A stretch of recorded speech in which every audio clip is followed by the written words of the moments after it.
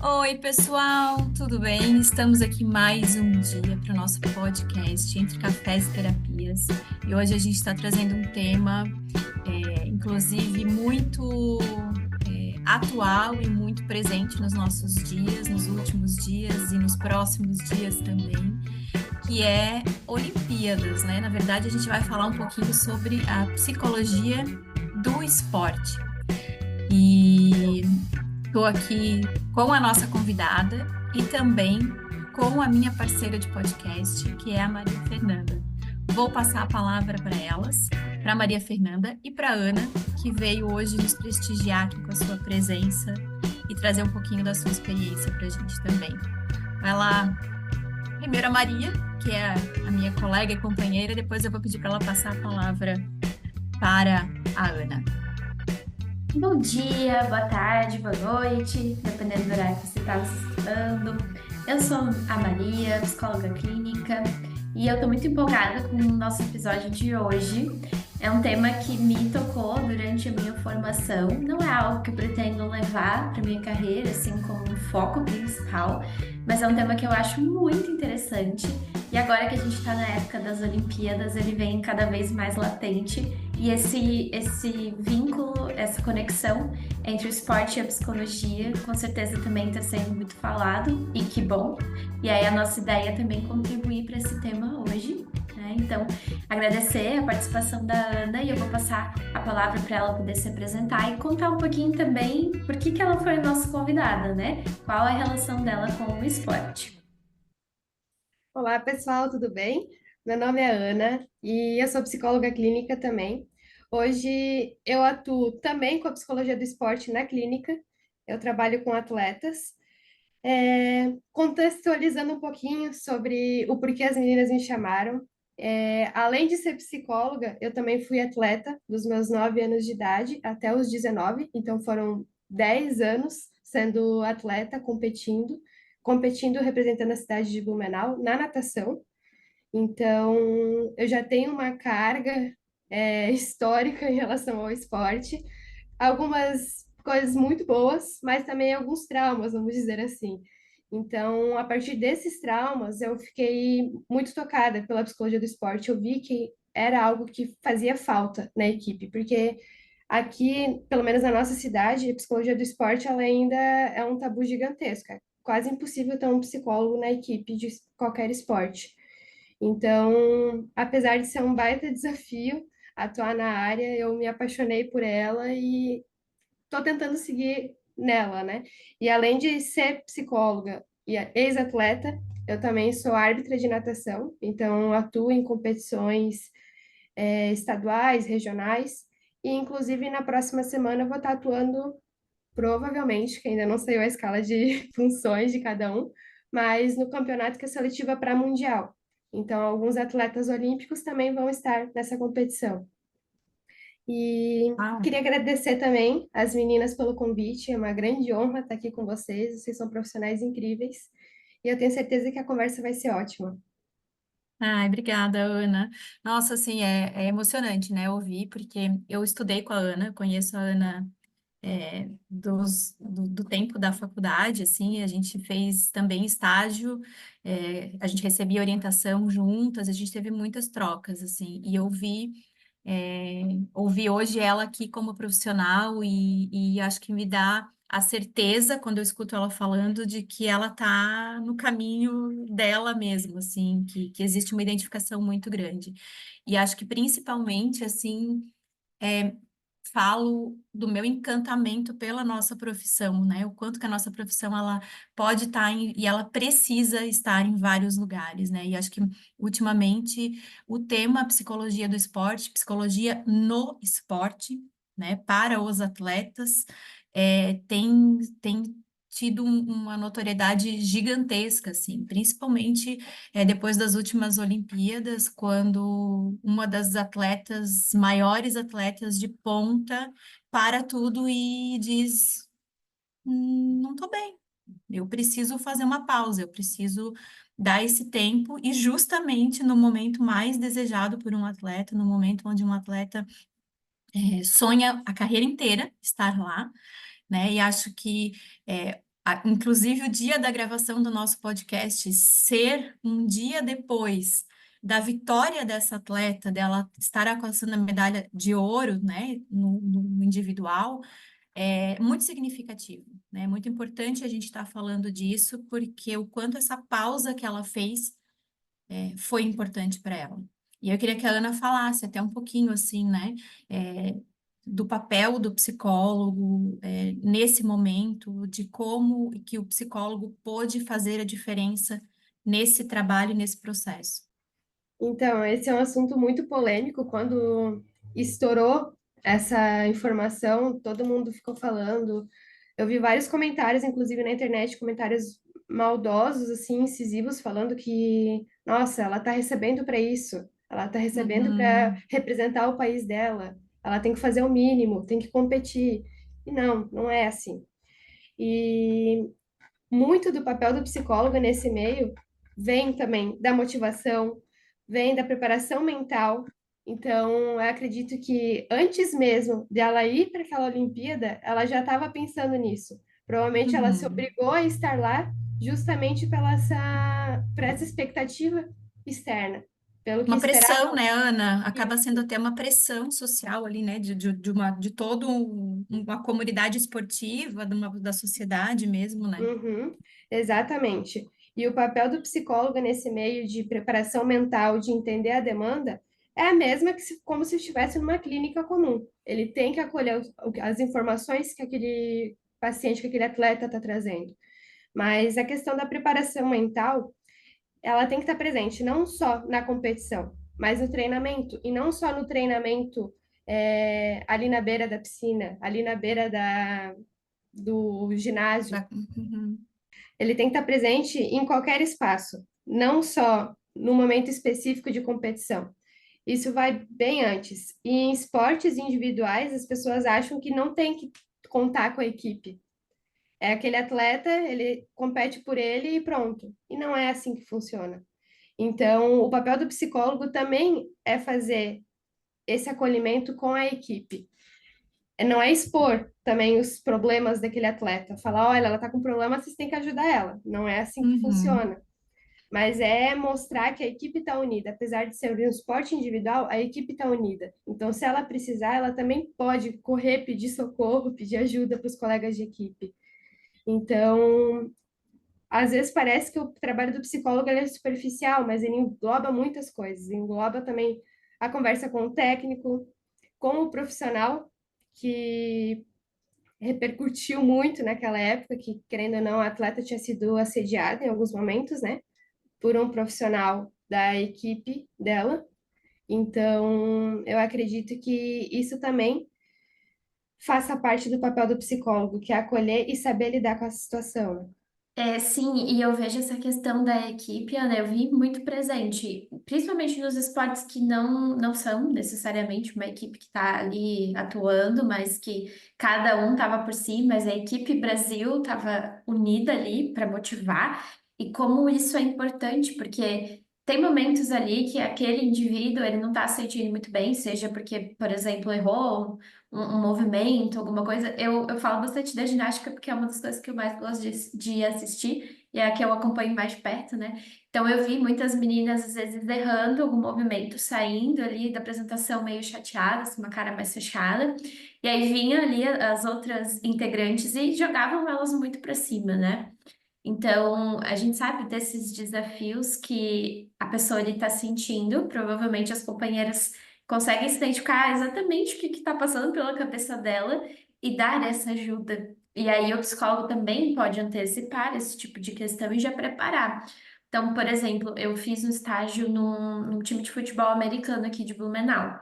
E uma das coisas que a psicóloga do time trabalhava muito com eles era o fato de na hora que eles estavam frente a frente com o time adversário costumava ficar cochichando pro outro que estava ali na frente dele, ameaças assim, ou falando que eles eram ruins, assim, tentando derrubar emocionalmente o time adversário para tentar ganhar. E aí ela trabalhava muito essa estrutura mental para eles não se abalarem com o time, no caso ali das ginastas, por exemplo, não se abalar com um dos erros, porque elas têm outros aparelhos ainda para fazer, outras performances. Então, esse eu errei, mas beleza, eu vou respirar, vou me preparar mentalmente para a próxima, não ficar ali remoendo essas questões, né? A confiança, eu acho que é um ponto. Isso, exatamente a confiança. E entender que deu o seu melhor ali, né? Um exemplo disso, eu estava vendo hoje de manhã, inclusive, um vídeo da Flavinha, a ginástica olímpica do Brasil, representando o Brasil. Ela caiu ontem no solo Uhum. e ela falou na entrevista, eles perguntaram como é que foi para ti depois que tu percebeu que tu caiu. Ela falou, eu dei risada. Eu dei risada porque eu não acreditei que eu tinha caído. Mas ela tinha certeza que ela tinha dado o melhor dela, que aquilo não dependia só dela, que não era só a Flavinha que estava ali, tinha toda uma estrutura física também que influenciava isso. E acho que isso tem, não acho, tenho certeza absoluta que isso também vem muito do que foi trabalhado com o psicólogo dela antes, dela entender que apesar de ser um esporte individual, não é só ela que está ali, né? Uhum. E acho que esse movimento de a gente perceber e acho que respeitar o adversário também, né? Assim, tem ficado muito mais evidente, assim, não só na ginástica, né? A Ana é da natação, mas eu vou trazer agora uma fala que eu escutei esses dias da Raíssa, né? A nossa fadinha do skate que me emocionou e que na hora que ela falou aquilo eu disse, gente, isso é esporte, né? E tenho certeza também que tem o papel de não só um, mas de vários psicólogos ali por trás, né? Porque não só do psicólogo, mas da psicologia do esporte, que eu acho que é muito maior, né? Um fenômeno muito maior que vem tomando um espaço e que vem crescendo, que é quando ela diz que ela não quer que as pessoas torçam para as adversárias dela cair. Ela disse, a gente não faz isso, a gente não torce pro nosso adversário cair, a gente não torce para nossa colega que está ali competindo também cair. Não, a gente torce para que todas estejam bem e que todo mundo possa conquistar aquilo que foi atrás e aquilo que deu o seu melhor para estar ali fazendo, né? Eu achei tão bonita essa fala dela, assim, e eu acho que isso também representa muito essa geração, sabe? Representa muito esse olhar para o esporte, onde a competição não é o foco maior, né? Não é o intuito. A competição, ela se mostra, assim, como algo muito cooperativo e muito colaborativo nesse momento, né? Uhum. E uma coisa que eu sempre brinco com os meus atletas é que a competição é um momento para eles mostrarem tudo que eles aprenderam em treino, tudo que Uhum. eles aprenderam de diferente, tudo que eles melhoraram. Não é um momento para ir lá e ganhar só uma medalha. É um momento para eles também perceberem as mudanças deles, as evoluções e o que eles precisam também melhorar, que eles não, talvez não conseguiram focar tanto. Então, não é necessariamente ir competir para voltar com uma medalha, mas voltar também com um conhecimento maior, um conhecimento de si, um conhecimento da sua evolução, das suas falhas, do teu potencial, do que tu consegue, do que tu não consegue. Eu acho que esse é o importante. E falando também um pouquinho da frustração, ficou bem evidente na natação, onde o Guilherme Costa, mais conhecido como Cachorrão, ele nadou a prova, onde ele acabou não conseguindo a medalha na final. Ele ficou, acho que, em quarto ou quinto lugar. E ele Uhum. saiu chorando da piscina. Ele saiu extremamente frustrado, extremamente triste com o resultado dele. Porém, ele bateu o recorde sul-americano. Ele fez o melhor tempo da vida dele.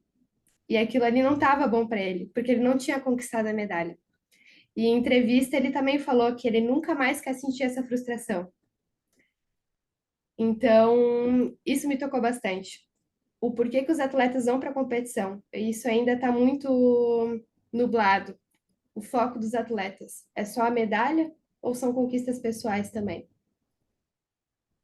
Nossa, é excelente, Ana. Foi muito bom essa fala que você trouxe, porque também me colocou muito para pensar assim, o quanto, independente se é no esporte ou fora do esporte, quando a gente está trabalhando assim, essas questões de autoconfiança, tem pessoas que têm uma facilidade muito maior, que elas já têm uma construção de vida que torna elas muito mais autoconfiantes. Então, essas pessoas, elas erram e elas falam, tudo bem, errei, vou levantar, né? Igual a Flavinha ali, a cair, vou rir da situação, vou continuar, fiz o meu melhor, tá tudo certo.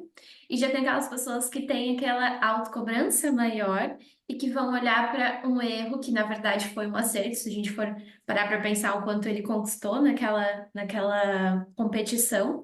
E eles olham para aquilo com um peso gigantesco de uma falha gigantesca.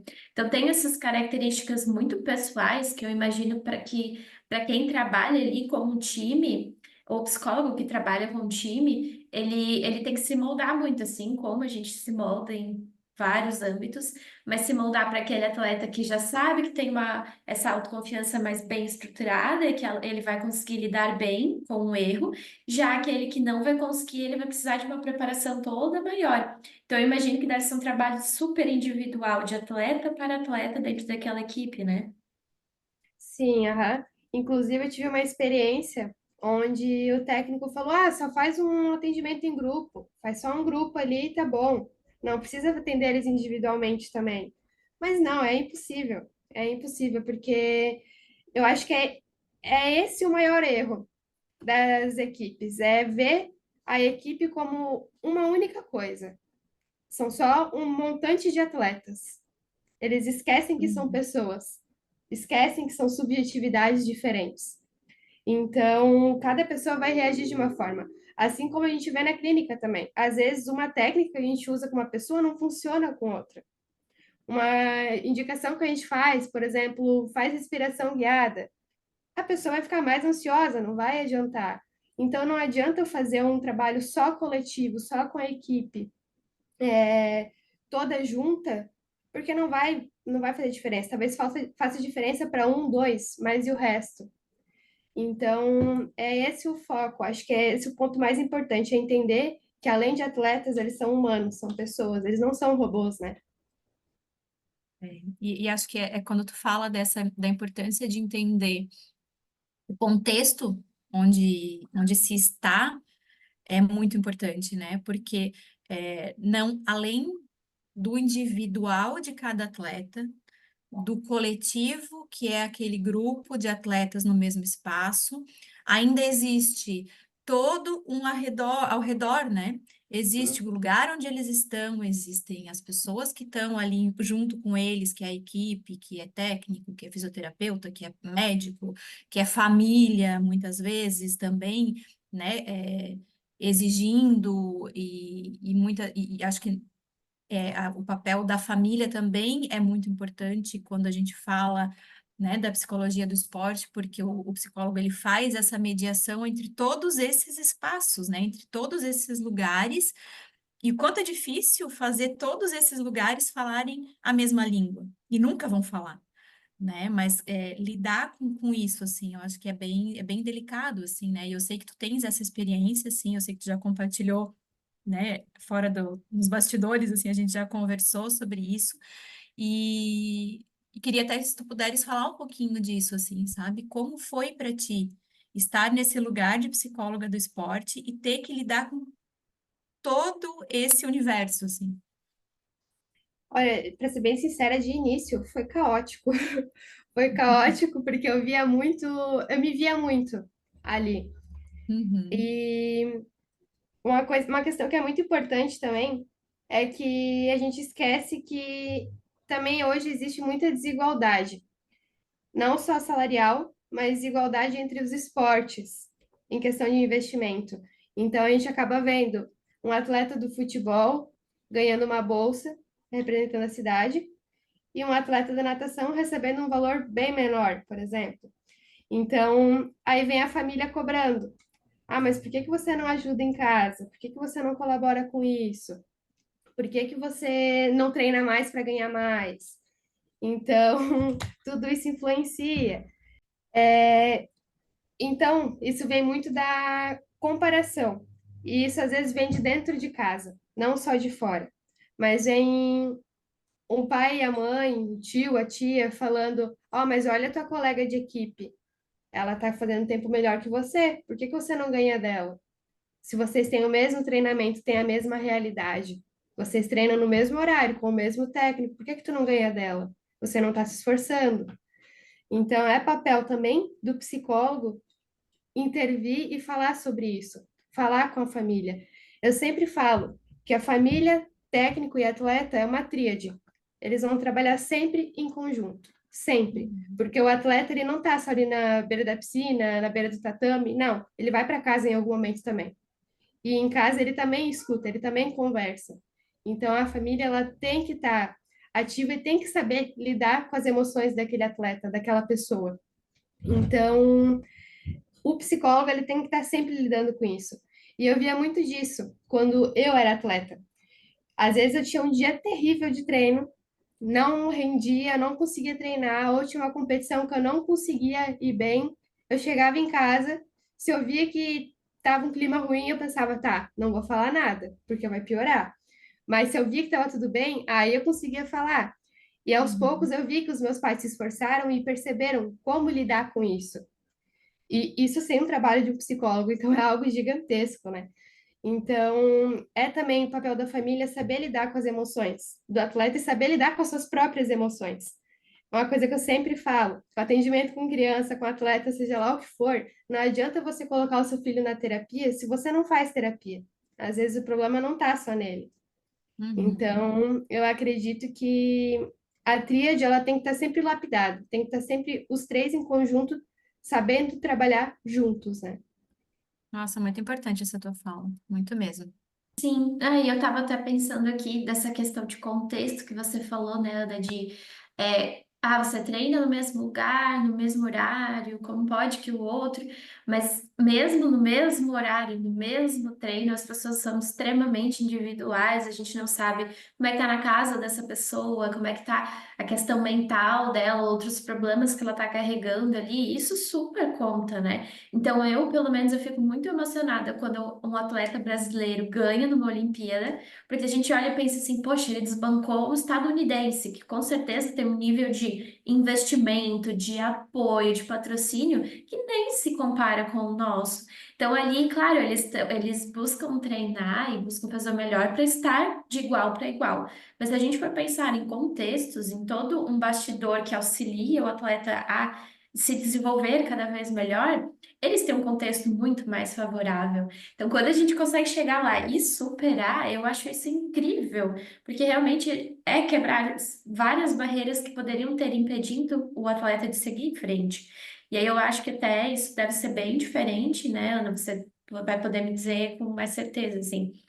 Acho que de esporte para esporte isso deve mudar bastante. Então, a gente viu lá, por exemplo, no skate, eu até comentava com meu namorado, assim, de como elas estavam tranquilas, elas têm uma leveza ali no esporte. Poxa, elas estavam na final e elas riam entre si, elas estavam brincando, elas estavam super tranquilas.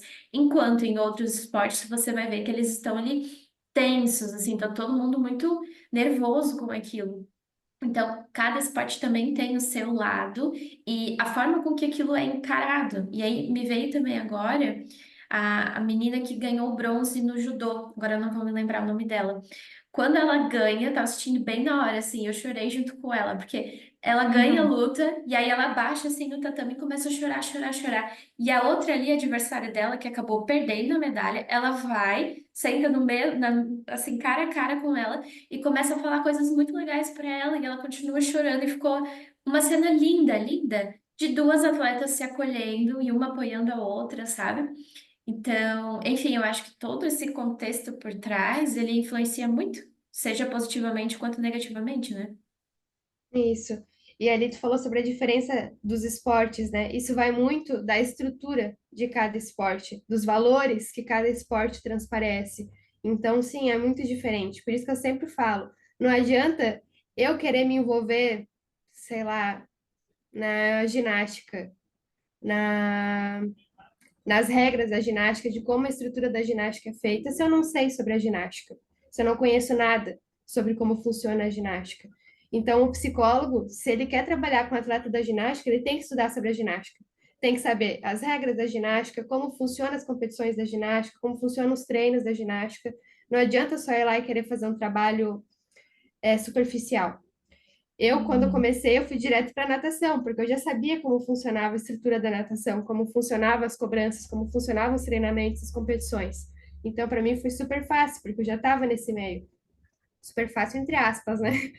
Mas hoje eu atendo atletas de outros esportes, karatê, ginástica, enfim. E para isso, quando veio a demanda, eu pensei, não, agora eu vou ter que me aprofundar, vou ter que estudar, porque também eu não posso fazer um trabalho superficial em relação a isso. Então, o trabalho do psicólogo, ele não é só no consultório, não é só nisso, né? Ele precisa ir muito além, precisa entender também a realidade de cada atleta no seu esporte e também fora do esporte. E me veio agora, quando tu estavas falando, eu fiz um estágio durante a faculdade num time de remo aqui da nossa cidade. E também, assim, enquanto a gente quando a gente entrou em contato com os atletas, por mais que eu soubesse das técnicas, por mais que tivessem me explicado as regras, me mostrado o barco, como é que funcionava, com quantos eles remavam, quem era isso, quem era aquilo, para mim foi tão é, viva a experiência de entrar no rio. No dia que eu entrei no rio, no dia que eu entrei com o técnico dentro do barco e fui para o rio com eles, parece que tudo fazia muito mais sentido, assim. O que eles falavam quando a gente fazia o grupo, o que eles traziam quando a gente conversava em momentos individuais. Então, assim, o quanto é necessário estar inserido, né? Acho que é isso que a Ana falou ali, da gente conhecer o esporte e de se permitir, muitas vezes, estar lá com o atleta dentro do espaço que ele está também e, e acho que ver o olhar dele, ver as trocas que acontecem, né, entre um atleta e outro, como o técnico lida com as situações, né, e isso é muito importante, assim, né, depois daquele dia, assim, que eu estive ali com eles dentro do espaço onde eles realmente faziam o esporte deles acontecer, parece que tudo para mim fez muito mais sentido, assim, né? Então, acho que o que tu trazes é muito importante, Ana, assim, de conhecer e se permitir, muitas vezes, estar ali com o atleta naquele espaço que ele, no dia a dia, está. Exato, muitas pessoas acham que o trabalho do psicólogo é só na salinha fechada, no consultório, Uhum. né? Na clínica, mas vai muito além disso. Eu escutei muitas vezes também no meu estágio da faculdade, nossa, mas por que que tu chega tão cedo? Se o teu atendimento com eles é só mais tarde. Aí eu Uhum. falava sempre, porque eu quero estar junto, eu quero ver o treino, eu quero ver como eles se sentem no treino, como eles conversam, como a equipe eram atletas que competiam individualmente, mas como eles lidavam em equipe também. Então faz muita diferença estar inserido nesse meio, né? E sabe que uma das coisas também que eu vejo que é muito importante a psicologia do esporte, o psicólogo trabalhar com os atletas, é essa virada de ciclos, assim, a mudança de ciclos na vida de um atleta, né? Porque o atleta, a gente sabe que por questões físicas, ele para muito cedo, né?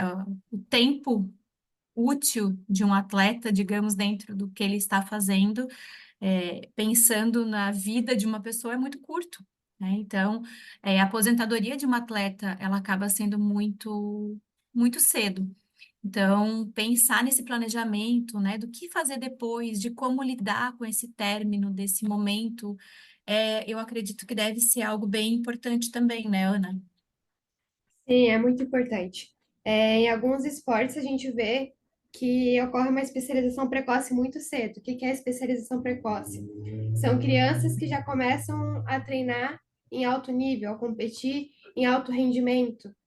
E crianças, atletas que começam muito cedo, geralmente se aposentam muito cedo, porque tudo que o corpo tinha para render, ele rendeu muito cedo.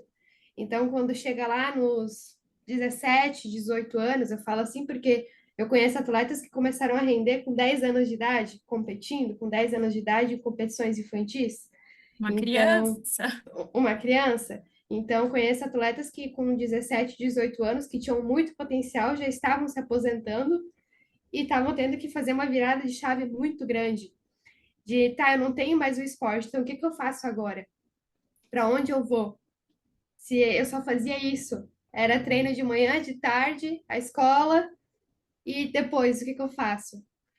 Então, o psicólogo ele é essencial nisso. É essencial também para entender, para ajudar o atleta a entender as questões de autoconhecimento. O que ele faz além do esporte. Porque às vezes, até a gente no dia a dia, a gente pensa: ah, tá, fui para o trabalho, cumpri minha carga horária, então eu vou para casa, eu vou dormir, vou descansar. Mas e o resto? O que que tu faz por ti? O que que tu gosta de fazer? Isso acaba sendo esquecido nas carreiras do dia a dia, mas também nas carreiras de atletas, porque eles vivem pelo esporte. E uma coisa que eu sempre falo para os meus atletas é: tu vive pelo esporte ou tu vive o esporte? Porque isso é muito diferente. Diferente, bem diferente. Então, é muito importante esse assunto, porque alguns é tipo ter uma data de validade, como se a gente fosse comprar algo no mercado e tem uma data de validade. Atleta, infelizmente, é assim. Ele vai até um certo ponto e ele não consegue mais, não consegue mais e acaba tendo uma aposentadoria precoce. Ou então, atletas que começam a render mais tarde, eles duram, ficam mais tempo no esporte. Só que também tem uma data limite para você iniciar no esporte, né? Porque equipes grandes já olham, tá, esse já é muito velho, a gente não pode investir nele. Então tem isso também. Então é E algo muito. velho com que idade, Ana? Só para a gente entender, assim, o que que é o velho? Depende de esporte. Por exemplo, na natação, se for para começar a competir com 24 anos, é algo absurdo. Então, Não é a mais aceitável. não, inclusive eu tenho o histórico de uma equipe que um atleta apareceu, tinha 20 anos, e falou: Ó, quero começar a competir. Falaram: Olha, agora tu não vai mais render, não tem mais o que fazer, você tinha que ter começado mais cedo. Uhum. Uhum. Então, isso tudo pesa muito na cabeça do atleta. É como se ele já tivesse que prever qual é a data de validade dele. Eu vou durar até esse dia, depois disso eu não duro mais. Então, o papel do psicólogo é trabalhar isso também. Não só o esporte, mas além do esporte. Porque hoje, na realidade do Brasil também, o atleta ele não vive só de esporte. É muito difícil ter atleta que só treina. Geralmente, tem a maioria dos casos, o atleta trabalha também, além do esporte. Faz trabalho em fábrica, seja lá o que for. Às vezes a equipe acaba falando: Ó, tu tem que fazer alguma graduação para ter uma segurança. E aí acabam colocando numa graduação aleatória para ele só ter uma segurança. Então, isso tudo é muito complicado no meio esportivo. Isso Nossa, também fala muito da nossa realidade, né? Assim, porque acho que era até o que a Maria estava falando antes ali, né? Da diferença, por exemplo, se a gente fosse pensar na Rebeca, que é brasileira, competindo com uma norte-americana, a Simone Biles, que tem dedicação exclusiva. Lógico, a Rebeca também já é uma atleta que já conseguiu chegar nessa exclusividade de hoje só treinar, né? Mas olha só que difícil, porque assim, a gente não tá num lugar que incentiva, né? Que motiva os atletas, que proporciona um investimento no esporte. Então, sim, é necessário pensar nessa forma de se manter, de ter o seu próprio sustento, muitas vezes, ainda treinar, ter alto rendimento, mostrar, né, o quanto você dá conta ou lidar com essa frustração de ter que fazer essa escolha de, poxa, agora realmente eu não consigo mais, vou ter que parar. Sim, uma coisa que é muito engraçada é que eu via algumas pessoas comentando com alguns colegas meus que eles acabaram indo para clubes fora aqui de Santa Catarina e as pessoas falavam: Nossa, mas nessa idade tu não trabalha? E, tipo assim, treinava o dia inteiro, ele vivia do esporte e tu não trabalha? Então também o esporte ele não é visto como um trabalho. A gente até vê, né? Às vezes, nossa, queria ter a vida do Neymar, queria ter a vida do Richarlison, ele só joga bola. Mas não é só isso, né, gente? É muito mais intenso, demanda muito mais da pessoa do que a gente imagina, né? Não é algo só superficial do momento ali que jogou e tá tudo bem, acabou, vai para casa e não faz mais nada. Uhum. É claro. é uma profissão, né? É. Exato. Uhum. E infelizmente hoje no Brasil a gente acaba vendo que a maioria dos atletas tem que ter duas profissões, o esporte e uma fora dele, né? E também eu penso assim que essa questão de quando você fica ligado àquilo que você faz, isso pode até ser um ponto de identidade. E aí isso quando se quebra, deve ser muito difícil de lidar. Então, eu sou fulaninha que nada, eu sou fulaninha da ginástica. E aí você não tem mais isso porque você se aposentou, não pode mais ser a fulaninha da ginástica. Eu acho que isso pode ser muito adoecedor se não tiver um bom manejo, porque quem é você agora? Eu acho que esse ponto de identificação deve ser muito forte para quem vive realmente o esporte com muita intensidade. Assim como a gente vê em outros aspectos, né? Pessoas que foram, por exemplo, casadas há muitos anos e tinham aquela identidade, esposa do ciclaninho. E aí se separa e aí não fica um pouco deslocada assim de tá, quem que eu sou agora, quem que eu represento, qual que é a minha identidade. E imagino que os atletas quando se aposentam devem passar por essa mesma sensação assim de descolar essa identidade e poder ser uma outra coisa a partir de agora. E apesar de ser bom ter outras possibilidades, também deve ser um movimento muito difícil por quanto isso acaba ligando. Então, por exemplo, o Neymar se aposenta, o Neymar vai fazer alguma outra coisa, talvez isso não vai funcionar tão bem para ele, porque ele sempre vai ser o Neymar do futebol. Vamos supor que ele decidisse ser psicólogo aqui, né? Ele não concorda muito com a psicologia, mas vamos dizer que, vamos supor que acontecesse. Ele não ia ser o Neymar psicólogo, ele continuaria sendo o Neymar jogador de futebol. Isso fica muito ligado ali com a identidade daquela pessoa, né? Sim, eu vejo até hoje, assim, principalmente na minha família, pessoas próximas. Eles ainda perguntam, tá, e a natação, tu não vai voltar? Aí eu fico tipo, não, não tem mais como eu voltar, já passou essa fase. Mas quando eu saí também da natação, foi algo que me marcou muito, porque as pessoas perguntavam para mim, ah, e além da natação, o que que tu faz? Aí eu falava, eu não faço mais natação. Aí tá, mas faz o quê? Eu só estudo. Para mim, isso era algo muito complexo, só estudar. Então, Era parecia. pouco, parecia que não compensava, né? Que não... Exato. Uhum, parecia que faltava alguma coisa. E foi ali que eu entrei na minha loucura de estágios, de ter que suprir essa carga para suprir aquela carga de treinos que eu tinha antes. Então, comecei a procurar estágios obrigatórios, não obrigatórios, e fiquei numa loucura o primeiro semestre da faculdade inteiro. Me enchi de coisas para suprir essa carga de treinos que eu não estava mais tendo, para dizer que eu fazia algo. E aí depois eu fui parando e pensando, também a terapia ajudou. Fui parando e pensando, olha, não precisa mais disso, não tem necessidade. Você pode ser você, pode fazer o que você gosta. Então, o psicólogo ele é essencial nisso. E uma coisa que eu achei bem interessante, em algumas buscas que eu fiz, eu acabo sempre lendo sobre isso, sobre o assunto, e eu achei um artigo que dizia que o papel do psicólogo também é fazer a preparação para o mercado de trabalho dos atletas. Então, eu achei isso muito forte, porque querendo ou não, eles já estão no mercado de trabalho. Então, como é que eu vou dizer para ele, ó, agora tu não vai mais treinar, tu vai trabalhar? Não faz muito sentido, né? Sim, nossa, mas vem tanta coisa na cabeça, né? Eu já tava pensando de quanto as pessoas começam muito cedo, por exemplo, você com 10 deve ter perdido muitas coisas que, para as pessoas que não têm isso, é muito normal. E aí, às vezes, isso faz falta, né? Uma infância, que é só infância, né? Que eu vou lá, estudo e volto para casa e eu tenho tempo livre para brincar, para jogar, para socializar. E isso acaba não acontecendo para esses atletas. Isso deve fazer falta, né? Faz totalmente falta. Eu sinto muito até hoje, assim. As pessoas perguntam, tá, mas tu não ia na casa dos teus amiguinhos? Aí eu falava, não. Mas por Os que meus que tu não amiguinhos ia? eram os da natação. Exato, mas por que que tu não ia? Ah, porque eu tinha treino e eu já ficava no final de semana com os meus amigos nas competições. E para mim isso já era algo muito surpreendente. Eu não tinha aquela questão de infância, de sair brincar.